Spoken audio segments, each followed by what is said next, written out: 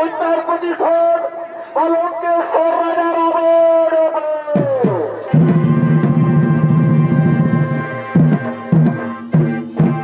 আশা করি দর্শক মন্ডলী ভাই বন্ধু বাবরেরা আমাদের সৌদিকের ঘটনা বুঝতে পারবে। তাই সর্বপ্রথম লঙ্কেশ্বর রাজা রাবণের আদরের ছোট্ট বোন শূর্পণখা লঙ্কেশ্বরের বাগান বাড়িতে আগমন করবে।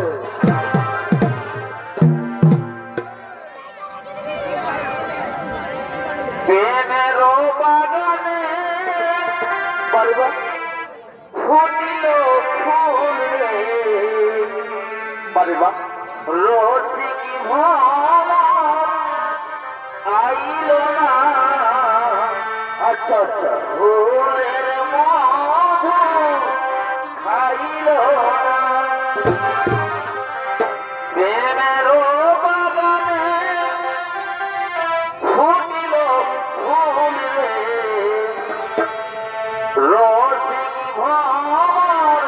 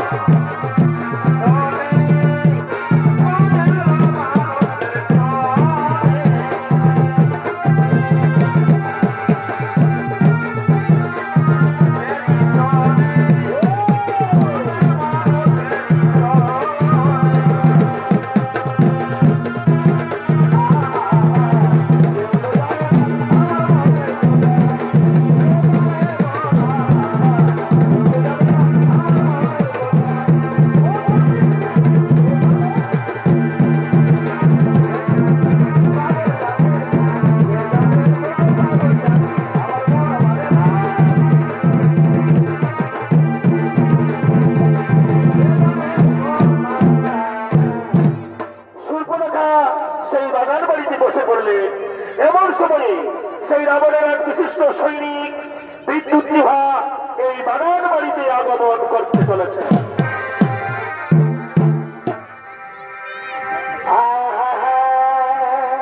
বড় ভাই এ ভাই গিয়েছিলাম মধুপুরী। বড় ভাই আর দেখে এলাম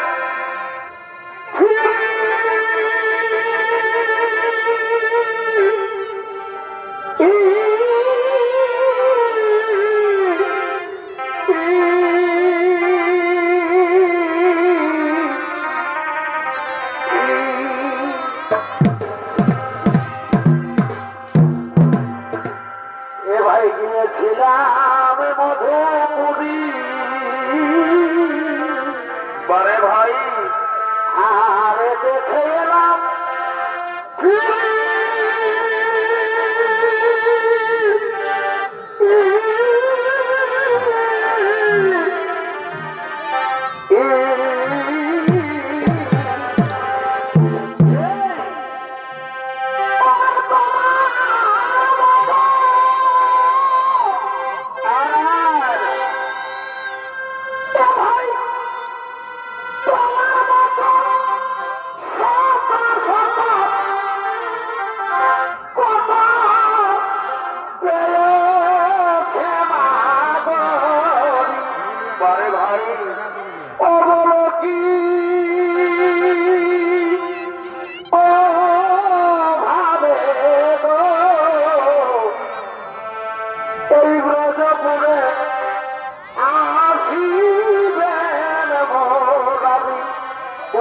ভাই এই বলো কি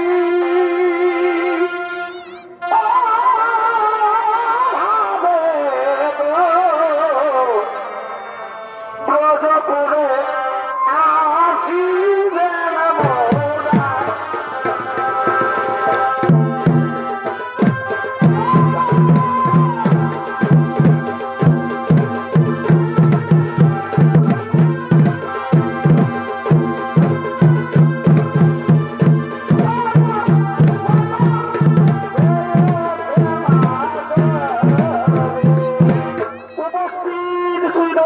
মন্ডলী ভাই এবং আমার ভক্তিপতি মা বোনেরা, এ হলো রাবণের বিশিষ্ট সৈনিক বিদ্যুৎ জিহ্বা।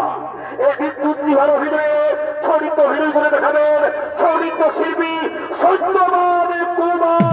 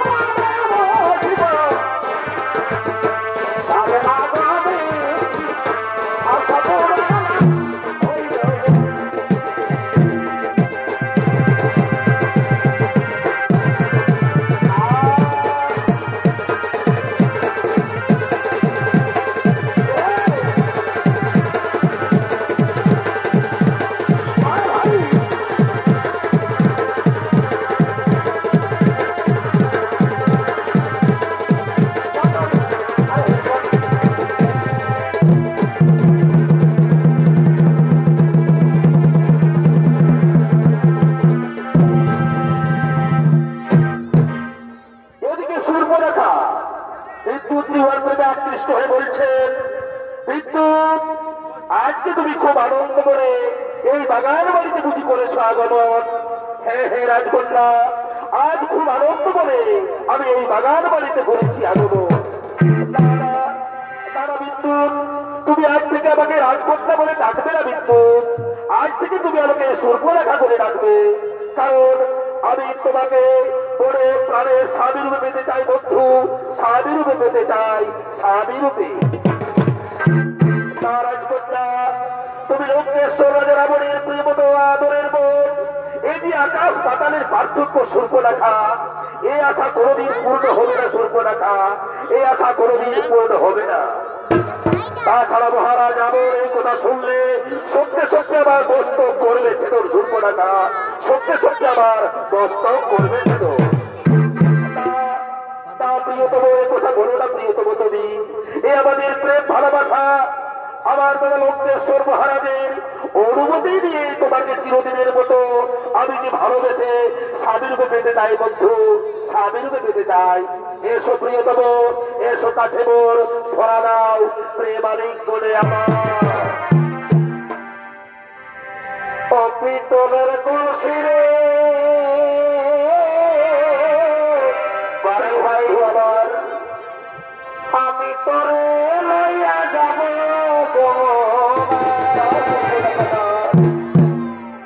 বারে ভাই। অপিতলের কলসিরে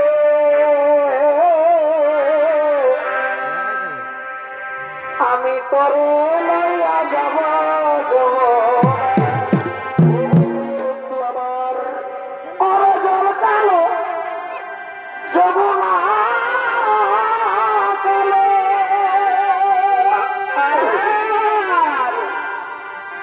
আমি তাই তোমারে বাসি ভালো ভাই। অগজর কালো যমুনা পারে বা, আমি তাই তোমারে বাসি ভালো। আজি চলো তলায় যমুনা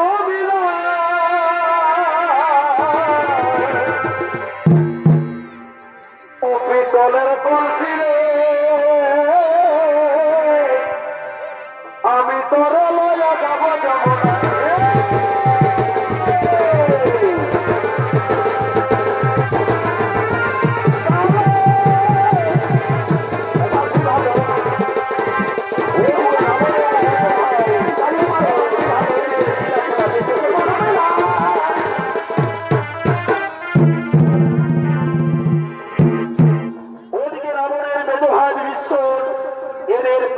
দেখে ফেলে বলছে, ওরে বোন সূর্পরেখা, বলি ওরে বোন সূর্পরেখা, আমাদের আদরের একমাত্র ছোট্ট বোন হয়ে এই সামান্য সৈনিকের সঙ্গে এত বড় সুখের স্বপ্ন দেখেছিস রে বোন, এত বড় সুখের স্বপ্ন দেখেছিস। তোকে যে আমরা রাজ রাজেশ্বরের সঙ্গে বিয়ে দেবো রে বোন, তোকে আমরা রাজ রাজেশ্বরের সঙ্গে বিয়ে দেবো। এই বিদ্যুৎ ইহার সঙ্গে নয়, এই বিদ্যুৎ ইহার সঙ্গে নয়। তাছাড়া আমাদের বড় ভাই লঙ্কেশ্বর যদি এই কথা শুনে তাহলে সঙ্গে সঙ্গে ঘটিবে মহাবিপদ, মহাবিপদ। দাদা, একে আমি মনের প্রাণে স্বামী রূপে ভালোবেসে পেতে চাই দাদা, এছাড়া আমি প্রাণে বাঁচবো না দাদা, একে ছাড়া আমি প্রাণে বাঁচতে পারি। চুপ করো বোন, চুপ করো তোমার কান্না, তোমার মতো আদরের ছোট্ট বোনের কান্না আর আমি সহ্য করতে পারি না বোন, সহ্য করতে পারি না। শান্ত হোক, কথা শুনবো। কালকে আমাদের ভাই ফোটা মহোৎসবের দিন, কালকে তুমি বড় ভাই লঙ্কেশ্বরের কাছে তোমাদের এই প্রেম ভালোবাসার অনুমতি চেয়ে নিও প্রিয়তম বোন আমার, অনুমতি চেয়ে নিও। আমি আসি, আমি আসি রে বোন, আমি আসি।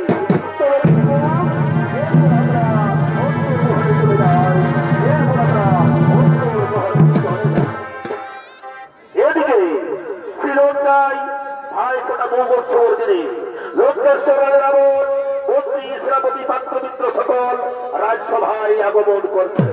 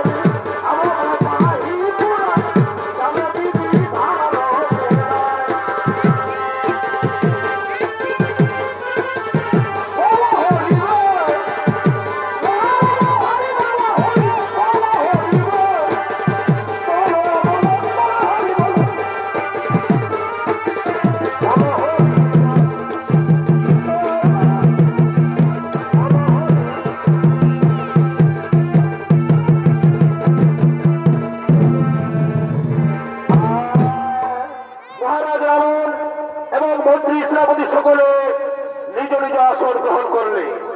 এমন সময়ে তার আদরের মন সূর্পনখা সখীগণকে সঙ্গে লইয়া মহানন্দে ভাই ফোঁটা করার জন্য আগমন করছে।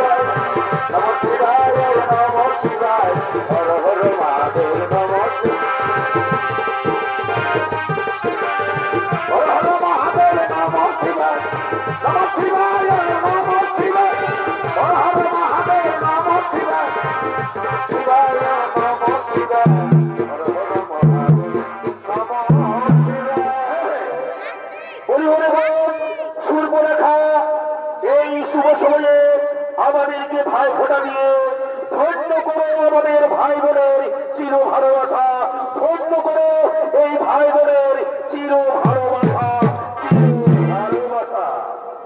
আমি দিলাম আমার ভাইকে ফোঁটা, তোদের দুয়ারে পড়লো কাটা। আমি দিলাম আমার ভাইকে ফোঁটা, তোদের দুয়ারে পড়লো কাটা। আমি দিলাম আমার ভাইকে ফোঁটা, তোদের দুয়ারে পড়লো কাটা। ওরে বোন সূর্পনখা, আমাদের আমাদের ছোট্ট বোন হয়ে এই আমাদের ভাই ফোঁটা মহোৎসবের দিনে মহারাজ লঙ্কেশ্বরের কাছে তুমি ইচ্ছা মতো বোন চেয়ে নাও, ইচ্ছা মতো বোন চেয়ে নাও, ইচ্ছা মতো বোন চেয়ে নাও। ও দাদা, সত্যি সত্যি যদি আমাকে ছোট বোন বলে জানো, আমায় ছোট্ট বোন বলে ভালোবাসা আমায়, তাহলে বোন চাইছি আমি আপনারও বিশিষ্ট সৈনিক বিদ্যুৎ বিভাগে চিরদিনের মতো আমি যেন স্বামী রূপে পাই, স্বামী রূপে পাই।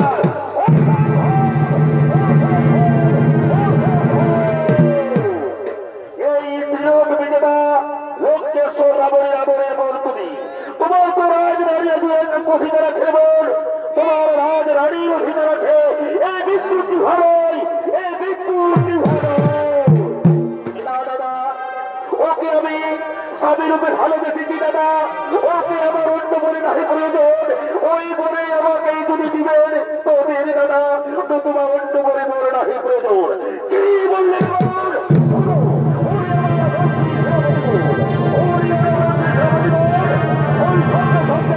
বিদ্যুৎ বিভাগে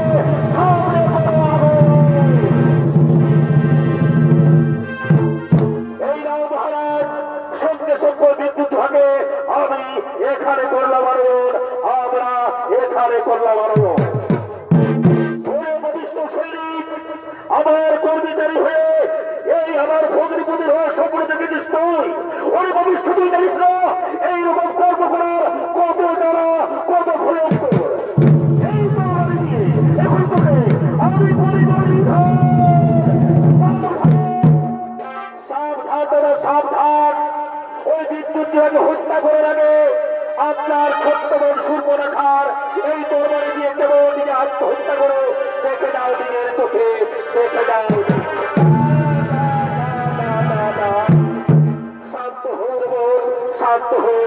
কথা শুনবো। তোমাকে পরীক্ষা করার জন্য এ সকলে আমি করেছিলাম আয়োজন দেব। তোমাকে পরীক্ষা করার জন্য এ সকলে আমি করেছিলাম আয়োজন। সুরবর সুর্পনাখা রাজনীতির নিয়ম অনুসারে বলছে, তোমাদেরকে যদি ভালোবেসে বিয়ে করতে হয় তাহলে তোমাদেরকে দীর্ঘ রমজান মাসে কাটাইতে হইবে প্রায় 1 বছর। তারপর নিশ্চয়ই বিবাহ বন্ধনে আমি তোমাদের বিলাইব দুজন। তারপর নিশ্চয় বিবাহ বন্ধনে আমি তোমাদের বিলাইব দুজন। মন্ত্রী সভাপতিগণ, আজকের মতো সভাপতি হলো এখানে সভাপতি সভাপতি সভাপতি।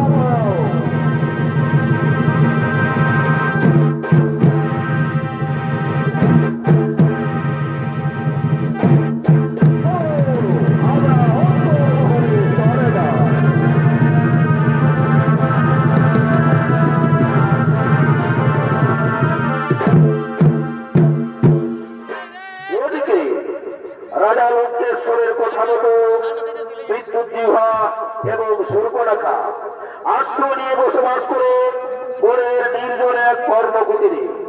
দেখতে দেখতে কেটে গেল প্রায় 1 বছর। ফিরে আসে সুর্পনাখার সেই ভাই ফোটার দিন। সুর্পনাখা সেই ভাই ফোটার দিনে সেদিন তারা বনে বড় দেবতার পূজা সেরে নিজের কর্মকুটিরে আগমন করছে আগমন করছে।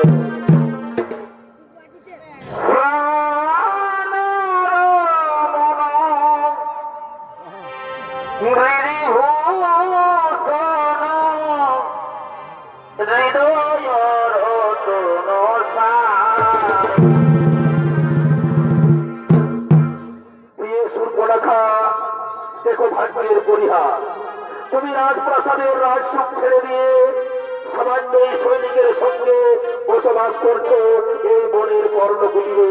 এই বনের পর্ণকুটিরে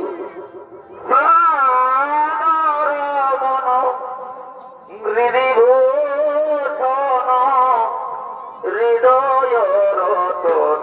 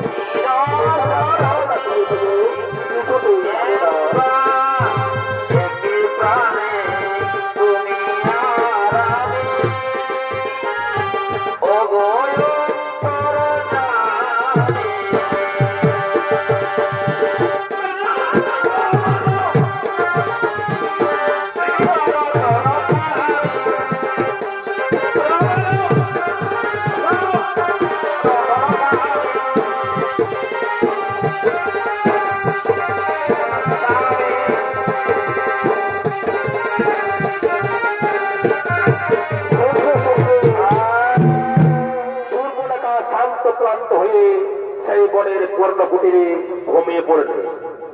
ওদিকে লঙ্কেশ্বর রাজা রাবণের 1 বছর করে ফিরে আসে সেই ভাইফোঁটা মহোৎসবের দিন। কিন্তু তার বোন সুর্পনাখা সেই ভাইফোঁটার দিনে উপস্থিত না হওয়া রাবণ ক্রোধান্বিত হয়ে বিদ্যুৎ জিহ্বার খোঁজে বেরিয়ে পড়লে অবশেষে খোঁজ করতে করতে তাদের পর্ণকুটিরে উপস্থিত হয়েছে।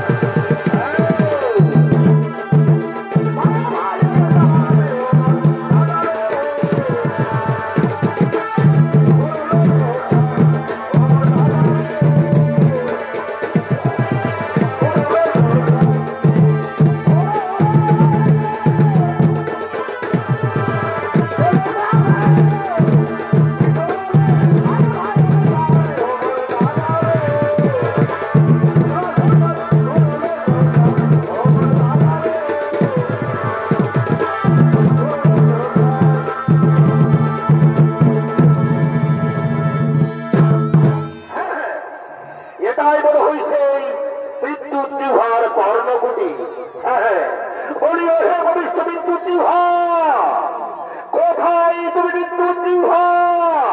বেরিয়ে এসো, বেরিয়ে এসো ভবিষ্য, বেরিয়ে এসো।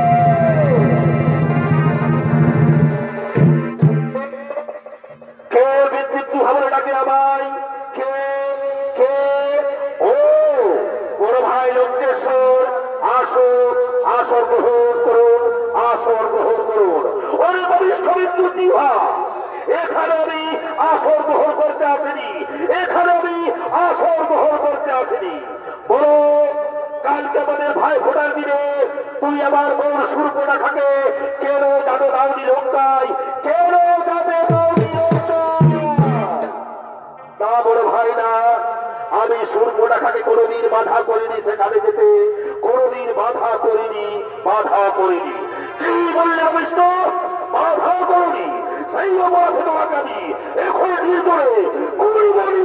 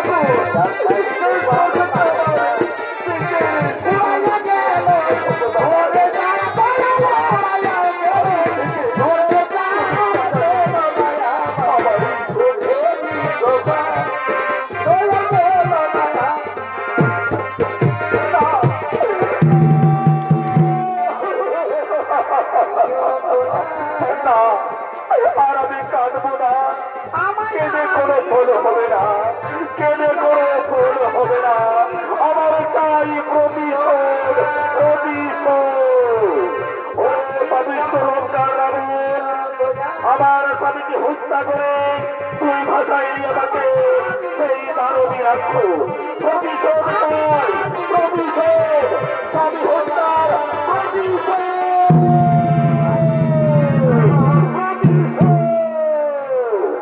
ওরে ভবিষ্য রাবণ, আমাকে স্বামী হারাই কাদাই দিতে বোন তেমনি লক্ষ পুত্র বেটা লক্ষ পুত্র নদী হারাই কাদিবি লঙ্কার মশানন।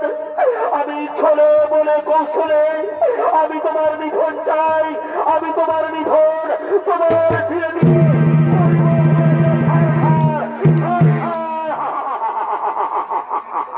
চাই প্রতিশোধ, স্বামী হত্যার প্রতিশোধ, প্রতিশোধ।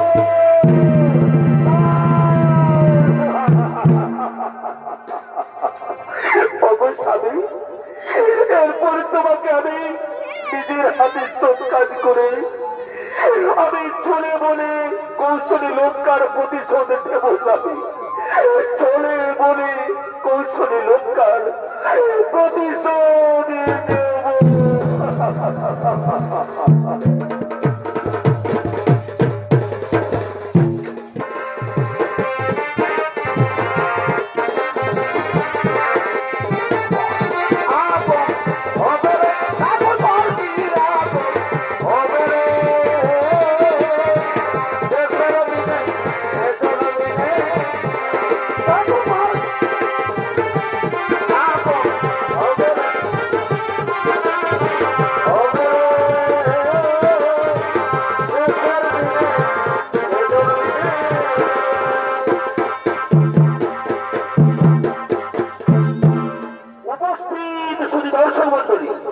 এইভাবে সূর্পরেখা লঙ্কার বিনাশের প্রতিহিংসায় চলতে লাগলো।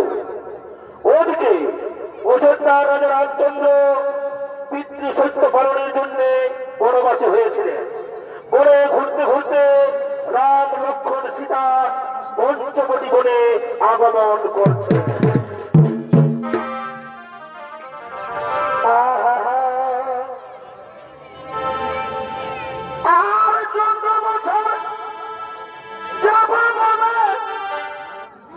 তুমি কেন কেন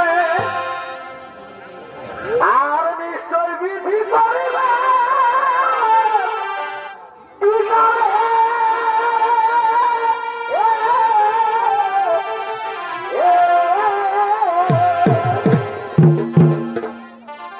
আর বিধি সত্য পালিবে আমি আর ঘরে এগো আমি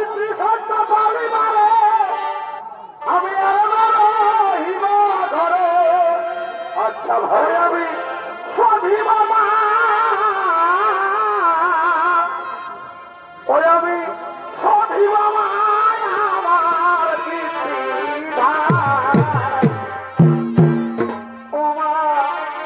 কেদরাগো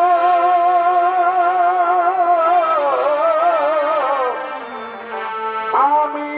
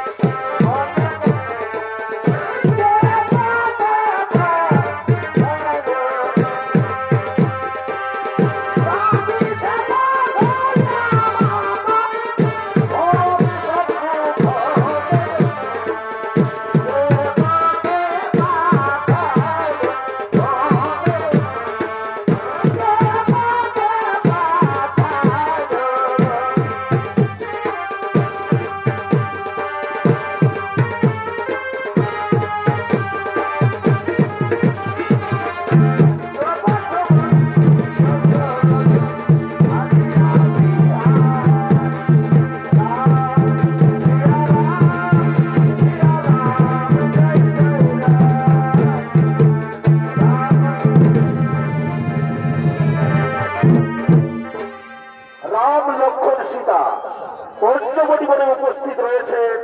এমন সময়ে সূর্পনখা দেখলেন রামচন্দ্রের হাতে সুবাহু মারিচ অন্যান্য বড় বড় রাক্ষস অতি সহজে নিধন হলো। তখনও সূর্পনখা বুঝতে পারলো এই রামচন্দ্রের হাতে লঙ্কার হইবে নিধন। তাই সূর্পনখা এদের সঙ্গে ছলনা করার জন্য এদের সম্মুখে উপস্থিত হয়েছে। এদের সম্মুখে উপস্থিত হয়ে বলছে, আহা অপূর্ব কি সুন্দর রূপ, শ্যামল বরণী অঙ্গ গলে বনমালা ও জানুলম্বিত ভুজ পুরুষ কথা কথা হইতে আসিয়াছে এই বড় মাঝে। ওহে পুরুষ শ্রেষ্ঠ, চেয়ে দেখো পরে এই সারা পৃথিবীতে সুন্দরী রমণী বলতে একমাত্র আমি, আর সুন্দরী পুরুষ বলতে একমাত্র তুমি। সেই এতদিন পরে বিধিয়ে বলে বিলাইল শুভ করিনের শুভ সময়ে। এসো প্রিয়ে এসো, পানি গ্রহণ করো বলে পানি গ্রহণ করো বলে। তা না, তা হইনা হতে পারে না। আমার সম্মুখে আমার বিবাহিত জনকনন্দিনী সীতা রয়েছে সম্মুখে, আমি তা পারি না। আমার ভাই লক্ষণের কাছে আগমন করো সুন্দরী, আমার ভাই লক্ষণের কাছে করো আগমন। ওহে লক্ষণ শ্রেষ্ঠ পুরুষ প্রধান, এসো, আমি তোমাকে আমার বিয়ের প্রস্তাব করে দেওয়ার পর আমায় গ্রহণ করো, আমায় গ্রহণ করো, আমায় গ্রহণ করো। তা হয় না নারী, তা হয় না, হতে পারে না। আমার দাদা শ্রীরামচন্দ্র এবং মা জানকী সীতার সেবা ছাড়া আমি অন্য কিছু জানি না সুন্দরী, অন্য কিছু জানি না। তুমি অন্য জায়গায় গমন করো সুন্দরী, তুমি অন্য জায়গায় গমন করো। কি বললেন ভবিষ্যৎ, বুঝেছি। আমায় করিলে তুমি অবহেলা, এ তোর অহংকার। দেখো এই তোমাদের জনগণের সীতার প্রেমে করে তোমরা আমায় করিলে অবহেলা। এখনই নিজ মূর্তি ধারণ করে আমি এই জনগণকে করি ভক্ষণ। দেখো দেখো তোমাদের সীতাকে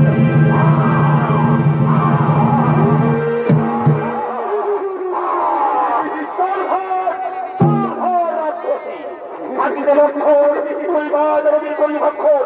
দেখো সত্য সত্যি তোমার না সাপড় আমি করিলাম।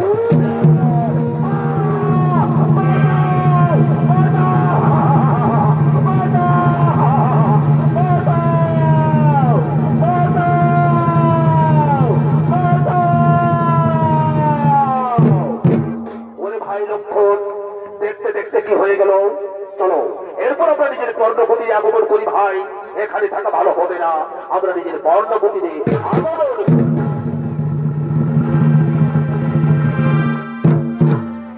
এদিকে লঙ্কার রাজপ্রাসাদে রাবণ ও তার মন্ত্রী সেনাপতি সকলে রাজসভায় আগমন করছে।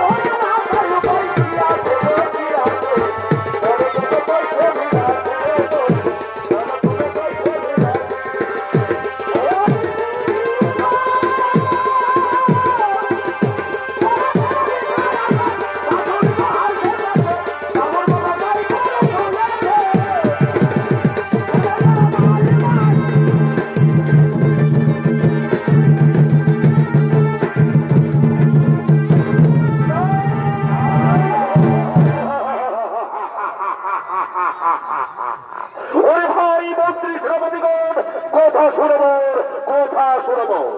তোমরা নিজ নিজ দায়িত্ব লইয়া আমার রাজকার্য করিবে পরিচালন। এরপর আমি দিক বিজয় করব গমন, দিক বিজয় করব গমন।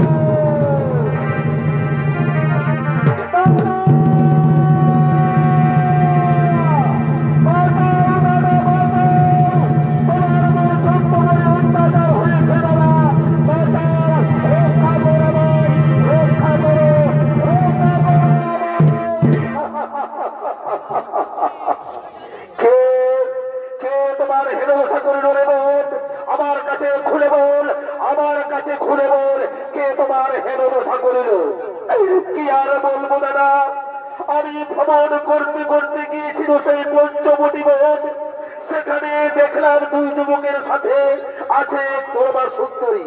তাই কহিলাম তাদের, কেন তোমরা রাখিয়াছ এই পরমা সুন্দরী পাতার কুটিরে?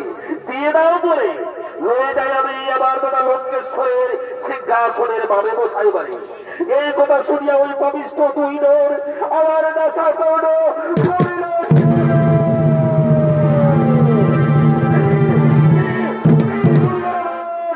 শান্ত হব, শান্ত হও। ওই আমি দুই পাপিষ্ঠ ধরে সঙ্গে সঙ্গে গিয়া আমি ওদের সেই পাপিষ্ঠ ওই রমণীর করিব হরণ। ওরে মন্ত্রী সেনাপতিগণ, আর বিলম্বের কাছে প্রয়োজন। এরপর আমি সেই সীতাকে করিতে হরণ, পঞ্চবটি বনে করব গমন, পঞ্চবটি বনে করব গমন। চলো বিলম্বে নাহি অবসর।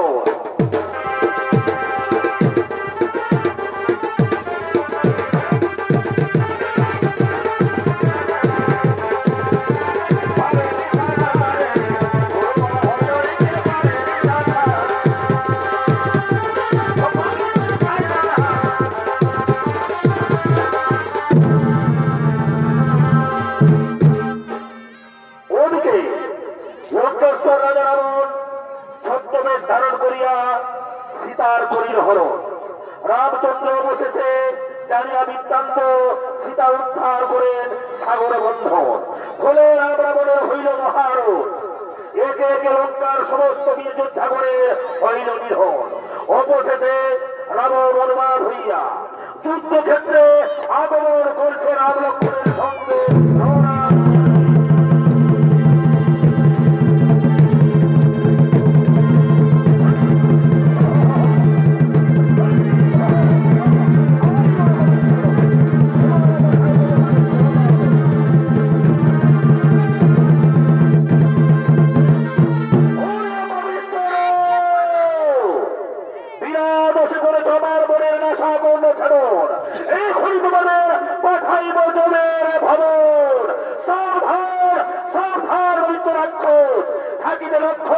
তুলে মানে পাঠাইবি তোদের খবর, তার আগে তোমাকেই পাঠাইব।